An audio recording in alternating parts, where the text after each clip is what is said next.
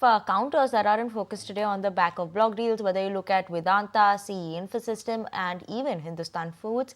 Let's get in more details of that from Sharad, who's standing by to give us those. Sharad? Well, yes, one of the first block deals in the day was from Vedanta. Roughly 2.5% of equity shares changed hands, and the deal size was worth almost 4,000 odd crore rupees. And the promoter group is likely seller for this. And also, Vedanta's arm, Insider International, is likely to have sold the shares in this block today itself. And the street is expecting that we could see further more block deals in the coming week as well.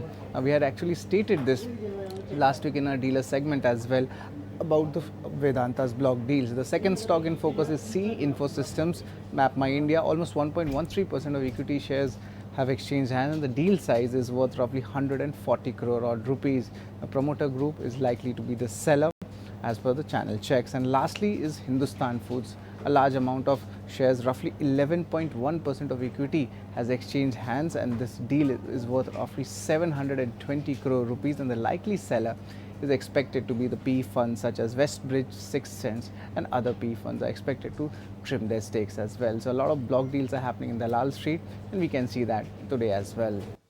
Absolutely. Surely a lot of block deals on the D Street that we've seen happening. But yes, also what's happening on the D Street is a lot of IPO actions. And today we did have a debutant on the D Street, a bumper listing coming in from DEE Development. Sharad, give us more details on that.